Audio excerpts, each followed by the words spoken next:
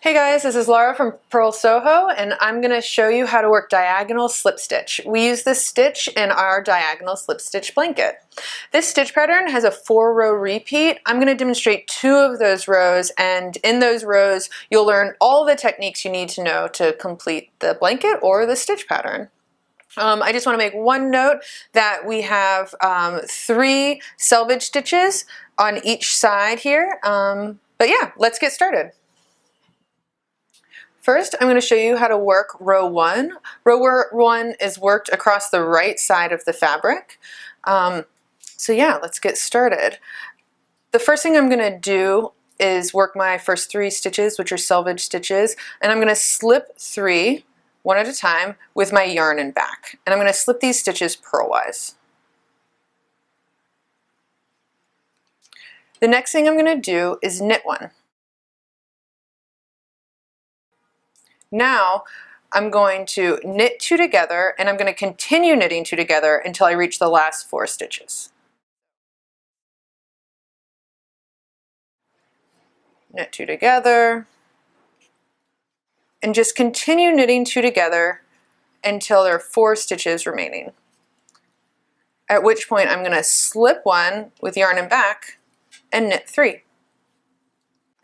Alright, now we're ready to work row 2. Row 2 is worked across the wrong side of the fabric, and to get started I am going to slip my 3 selvage stitches. This time I'm going to slip these stitches with my yarn in front, but still purlwise. So slipping 1 purlwise with yarn in front, a second one purlwise with yarn in front, and a third one purlwise with yarn in front. Now the next thing I'm going to do is purl 1. Okay, so now I'm ready to begin the repeat, which I'm going to work into the last 4 stitches of the row. And in preparation, I'm going to go ahead and take my yarn to the back. Now, the next thing I want you to do is take a look at this next stitch. Because of all of the knitting 2 together you did on the previous row, you're going to have 2 strands of yarn hanging off of this stitch, or 2 purl bumps here. So what I want you to do is identify the one that's kind of more obvious. It's a bit more towards you. There's one kind of hiding back there, but I want you to focus on that more obvious one. And I'm going to take the tip of my right needle and I'm going to insert my needle into it. So here you can see the 1 and the 2. So I'm going to insert my needle into this knitwise, and I'm going to knit this stitch. Now I'm going to bring my yarn to the front, and I'm going to slip 1 purlwise. So that's the repeat. So let's do that again. I'm going to take my yarn to the back, and use the tip of my right needle, slip it underneath that more obvious of the 2 purl bumps here, knitwise, in order to knit it, and then bring my yarn to the front in order to slip 1 purlwise with yarn in front. So you're going to continue doing this until the last 4 stitches of the row. When you get to those last 4 stitches, you're simply going to slip 1 purlwise with the yarn in front, and then you're going to purl 3.